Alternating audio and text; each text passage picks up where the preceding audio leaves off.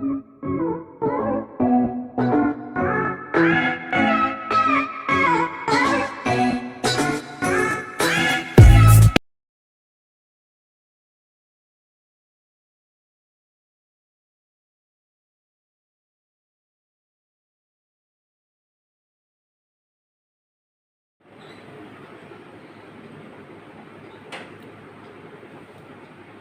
मैं अपने व्यक्तिगत जीवन की कुछ घटनाओं के बारे में बोलने जा रहा हूँ। जब मैं छोटा था, करीब करीब 8-10 साल का था, उस समय कई बार मुझे बुखार भी होता था और टाइफाइड, मलेरिया, कभी कभी डबल टाइफाइड भी होता था, कभी मलेरिया निमोनिया भी होता था। इस बीमारी से कई बार मैं जूझा। कभी हफ्ता भर में बुखार उतर जाता था, कभी 15 दिन में, कभी महीना भी लग जाता था। कभी बुखार उतरता चढ़ता, उखड़ता चढ़ता, खाना पीना सब बंद हो जाता था। हमारे फैमिली डॉक्टर BN मुखर्जी उनको इलाज कराते थे। वो कभी कभी मजाक में ये कह देते थे हमारी दादी को या माँ को, जब दिखलाने जाते, क्यों इसको कचौड़ी खिलाया, इमरती खिलाया, कांजी बड़ा खिलाया, दही बड़ा खिलाया। तो आधी बीमारी तो हमको सुन के बुखार उतर जाता था जब वो इस प्रकार से हमसे हंसी मजाक करते। जो भी हो, बुखार कई महीना तक, 15 दिन तक, हफ्ता भर तक चलता था। कई बार ऐसा हमारे जीवन में घटना घटी। वो मिक्सचर दवाई देते थे और पुड़िया बना के दवाई देते थे। पुड़िया बहुत कड़वी होती थी, मुंह का स्वाद बिगड़ जाता था। मैं बोलता था दादी को या माँ को, तो वो नींबू को काट के आधा नमक, काली मिर्च और आधे में चीनी अंगीठी में, चूल्हे में उसको थोड़ा सा गरम करके गुनगुना करके हमको देती और मैं इसको चाटता, तब जाके जीभ का कुछ स्वाद होता। जब बुखार उतर जाता तब डॉक्टर के पास जाता तो वो बोलते थे इसको बाल्ले का पानी दो, साबूदाना दूध में मिला के दो। एक बिस्कुट उस समय आया करता था, सूजी का बिस्कुट, बहुत स्वादिष्ट होता था और अच्छा भी होता था। बुखार उतरने के बाद इस प्रकार का जब हम लोग को दिया जाता तो मन में एक खुशी होती कि भाई बिस्कुट खाएंगे, नमकीन मोनक्को का बिस्कुट खाएंगे, हॉर्लिक्स का बिस्कुट खाएंगे। बाकी दिन खाएं या ना खाएं, लेकिन बुखार उतरने के बाद ऐसा होता। 2 दिन इस प्रतिक्रिया होने के बाद डॉक्टर बोलते कि कल से इसको संदेश देना और परवल और तोरू को उबाल के नमक जीरा मिला के नींबू डाल के थोड़ा थोड़ा दीजिए। तो माँ दादी वैसे ही किया करती थी। कभी कभी मैं इंतज़ार में रहता था, पिताजी नौकरी से आते, शायद उनके हाथ में संदेश का डब्बा होगा। जब आता मन में खुशी हो जाती थी, बुखार उतर रहा है, कमजोरी भी है, चलो आज तो संदेश खाने को मिला। या कभी कभार नानी मौसी आती थी या और रिश्तेदार आते थे, तो उनके हाथ में जब डब्बा देखता था वही संदेश का, तो मन थोड़ा सा अजब हो जाता था। ये कई दिन तक ये कार्यक्रम तोरू परवल को बॉयल करके दिया जाता था, जिससे शरीर में ताकत, साबूदाना, बाल्ले का पानी दिया जाता था। फिर 2-4-5 दिन के बाद रूखा पलखा एक पीस करके दिया जाता था। ऐसा हमारे डॉक्टर बनर्जी के द्वारा बतलाया जाता, उसे प्रतिक्रिया होती। तो ये बचपन के कुछ सीन कभी कभी याद आ जाते हैं कि बुखार में ऐसी ऐसी तकलीफ यातना हुई और इस ढंग से हम लोग को थोड़ा थोड़ा खाने के लिए दिया जाता था। लेकिन आज इसका विपरीत हो रहा है। हाई पावर की दवाइयाँ चल रही हैं, बुखार तोड़ दिया जाता है कुछ दिन के लिए, खाने के लिए फिर वही होते हैं। तो शरीर में जो कमजोरी बनी होती है कई महीना तक चलती है। उसमें टाइम लगता था, महीना भर 15 दिन, लेकिन वो प्रोटीन भी शरीर में जाता था, दवाई भी जाती थी, तब जाके शरीर में एनर्जी बनी रहती थी। ऐसी उस प्रकार के डॉक्टर लोग ऐसे ही किया करते थे। लेकिन आजकल ऐसा नहीं है। पहले ही इलाज करने के पहले खून टेस्ट करवाएंगे, पेशाब टेस्ट करवाएंगे, लैट्रिन टेस्ट करवाएंगे। जब तक रिपोर्ट आएगी नहीं तब तक उसका दवाई का उपचार होता नहीं है। पद्धति चेंज हो गई, डॉक्टरों की विचारधारा चेंज हो गया। चलिए, ये तो मेरी व्यक्तिगत बात आपको शेयर किया। अब मैं आपको पहाड़ों की यात्रा के बारे में कुछ बोलने जा रहा हूँ, प्रकृति की सुंदरता के बारे में बोलने जा रहा हूँ। जो इसका आनंद ले रहा है या लिया है वही जानता है। कई प्रकार की इसमें सुविधा होती है, असुविधा होती है। जब मैं यात्रा करता था ट्रेकिंग के द्वारा या किसी तीर्थ में या कहीं जाता तो बड़ी सावधानी बरतनी पड़ती थी और इंतजाम उतना नहीं करके जाता था, साधन सुविधा नहीं होती थी। चाहे अमरनाथ की यात्रा हो, चाहे केदारनाथ की यात्रा हो, चाहे हिमाचल में मध्यमेश की यात्रा हो, श्रीखंड की यात्रा हो या किन्नर कैलाश की यात्रा हो। ये जो पहाड़ी एरियो की यात्रा, जहाँ तक गाड़ी और बस जाने का साधन होता है वहाँ तक तो टाउन टाइप का रहता है, सब सुविधा मिलती है। लेकिन जब इंटीरियर गांव की साइड में होते हुए उस गंतव्य स्थान में जब पहुँचते हैं तब बड़ी असुविधा होती है। उसमें कई चीज़ इंतजाम करना चाहिए। कुछ प्लास्टिक एक्स्ट्रा रखना चाहिए, हर वस्तु को प्लास्टिक में ही कवर करके रखना चाहिए। हर जोड़ी 3 पेयर होना चाहिए, चाहे हाथ का ग्लव्स हो, चाहे मोजा हो, चाहे टोपी हो, चाहे सूटर हो, चाहे मफलर हो। इस प्रकार का 2 3 जोड़ी एक्स्ट्रा रख के प्लास्टिक में बांध के रखना चाहिए।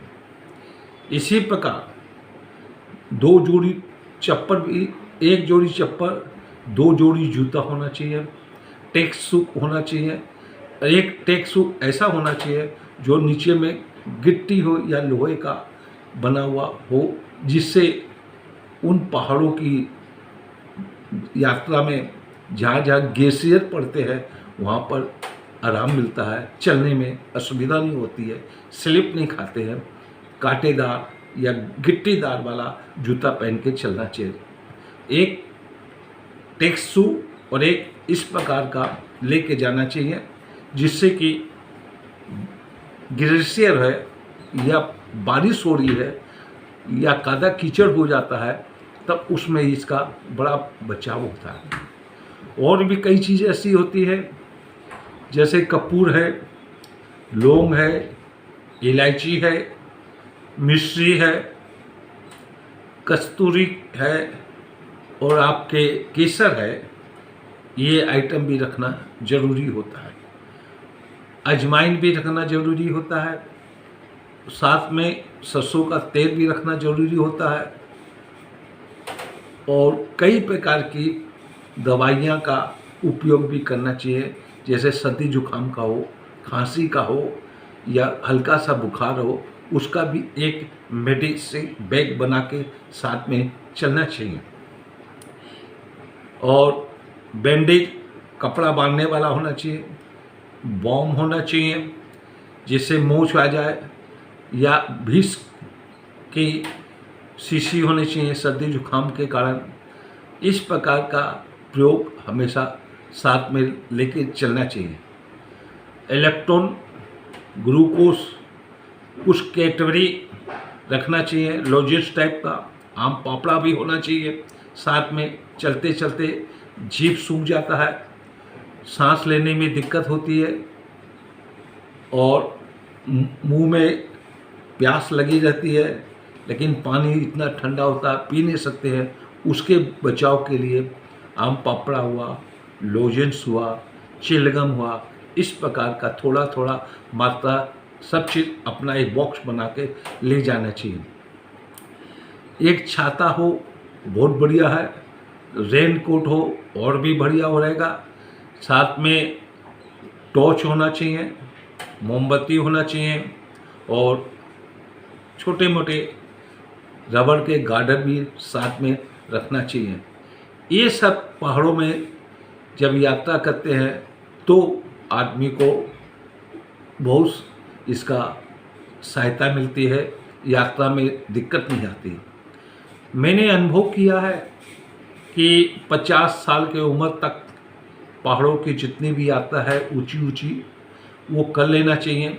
यदि शरीर साथ दे, स्टेमिना है, तो तब भी डॉक्टर से चेक करा के ही यात्रा करना चाहिए, क्योंकि कहीं कहीं जो इतनी पतली पतली पगडंडी होती है उन पहाड़ों में, कहीं कहीं पगडंडी भी नहीं होती है, एकदम खड़ी चढ़ाई होती है। श्रीखंड महादेव में, मध्य महेश में, किन्नर कैलाश में इस प्रकार की यात्रा बड़ी दुर्लभ होती है। मेरी श्रीखंड और किन्नर कैलाश की यात्रा नहीं हुई और बहुत जगह की यात्रा किए थे पहाड़ों में। आनंद भी आता है प्रकृति सुंदर का, छोटे छोटे बादल टुकड़े पहाड़ों को टच करते जाते हैं। देवदार पाइन के ट्री जंगल एरिया पड़ता है कहीं कहीं, उसमें बारिश की बूंदी बौछार होती है, बड़ा सुहावना लगता है।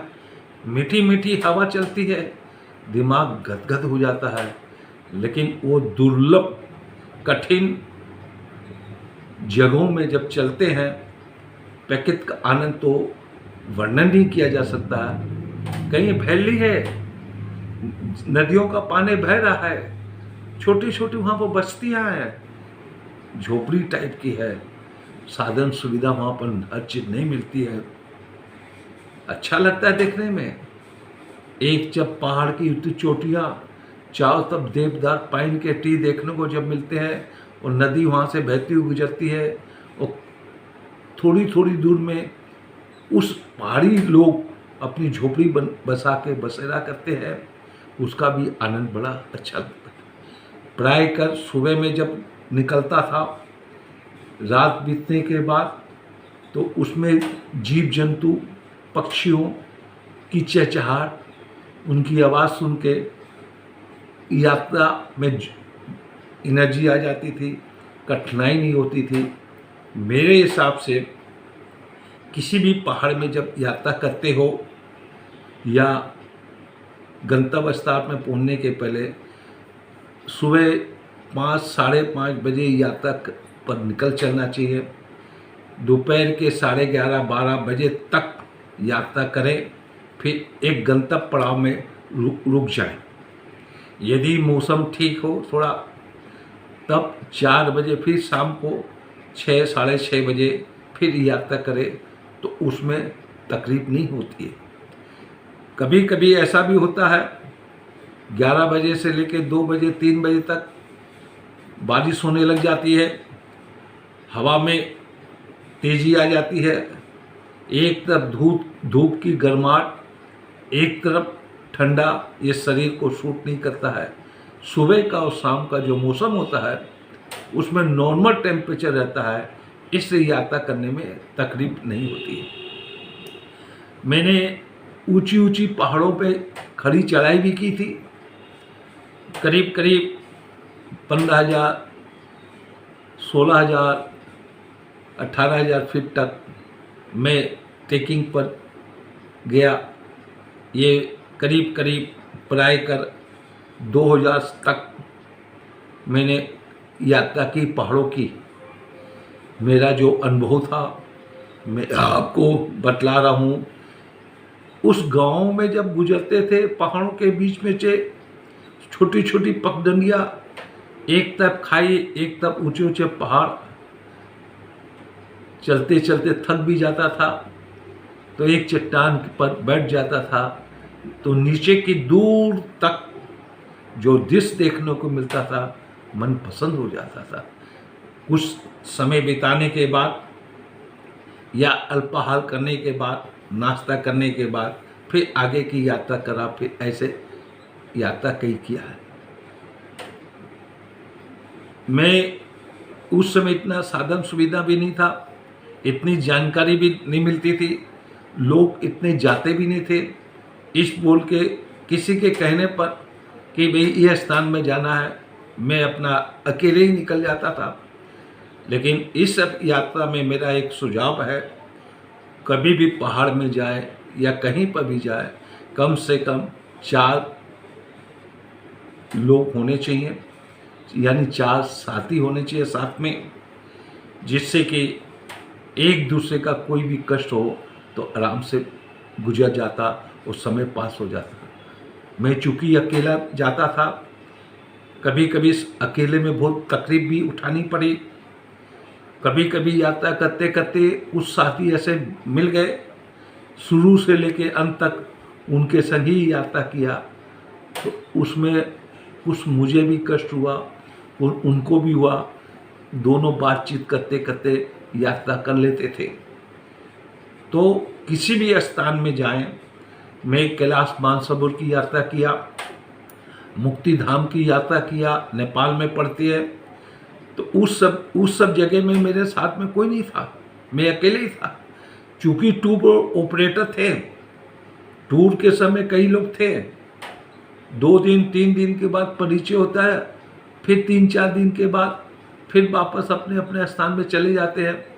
लेकिन इस सब यात्रा में अपने घर के खास आदमी या खास मित्र गण हो तब इस पहाड़ की यात्रा करेंगे तो आपको आनंद आएगा। वैसे छोटी मोटी पहाड़ की यात्रा अलग है, जैसे वैष्णो देवी की यात्रा हुई, आपके मैहर में शारदा देवी की यात्रा हुई, और भी नीलकंठ महादेव है ऋषिकेश के आगे। ये छोटी मोटी यात्रा में पहाड़ में कैसे भी जाए तो तकलीफ नहीं होती है। लेकिन जहाँ 14,000 से लेके 16-17,000 की फीट की ऊंचाई पर यदि चलना हो तो उसमें सहयोगी के लिए साथ में मित्रगण या परिवार का सदस्य होना बहुत जरूरी है। कैलाश मानसरोवर की यात्रा में मैं चूंकि अकेला था, कोई शेयर करने को तैयार नहीं, मैंने इसका कटु अनुभव किया कि भाई इस प्रकार की यात्रा में घर का या परिवार का या ऐसा मित्र होना चाहिए जो कि विपत्ति में बात करते, हंसी मजाक करते हुए दुख कष्ट भूल जाता है आदमी। और भी बहुत से ऐसे पहाड़ हमने देखा, उसका आनंद हमने लूटा। ये सब यात्रा बड़ी कठिन यात्रा होती है, रास्ता टूट जाता है पहाड़ों में, बारिश के कारण एक स्थान से दूसरे स्थान नहीं जा सकते हैं। कहीं कहीं तो रास्ता बदल के हमको आना पड़ा था, छोटी छोटी पगडंडियाँ, थोड़ा सा संभले नहीं, पाँव स्लिप खाए तो फिसल के कहाँ से कहाँ पहुँच जाते। लेकिन समझ के कुछ ऐसे हमको पहाड़ी लोग मिल जाते थे संजोगवश, उन्होंने बतलाया कि आप इस प्रकार से धीरे धीरे धीरे धीरे पाँव को जमाते हुए आगे बढ़िए तो आपको असुविधा नहीं होगी। तो मैंने अपने पहाड़ की यात्रा के बारे में जो अनुभव था, सामान ले जाने में या जो वहाँ पर वातावरण देखने में या वहाँ छोटे छोटे गांव की बस्तियों से जब गुजरते हुए निकलते थे, तब उसका मैंने आपको बताया कि आज के समय में साधन सुविधा बहुत हो गई है, बसें गाड़ी रहने की व्यवस्था बहुत अच्छी से अच्छी हो गई है। लेकिन उस स्थानों से हट के यदि इंटीरियर पहाड़ों की यात्रा करते हैं तो उसमें सब चीज़ की व्यवस्था करके जाने में ही यात्रा का मजा आएगा, नहीं तो तकलीफ होगा। मैंने आपको इस बारे में जो वर्णन किया, बोला, मेरा इसका अनुभव है। आगे कभी आप यात्रा करो तो इसका ध्यान करके ही यात्रा करना चाहिए। सतीश खंडेलवाल शो में हर हफ्ते इस प्रकार का 10 मिनट 15 मिनट का प्रोग्राम जीवन का अनुभव के बारे में बतलाता हूँ। आपको अच्छा लगे आगे फॉरवर्ड करिए, सब्सक्राइब कीजिए। धन्यवाद।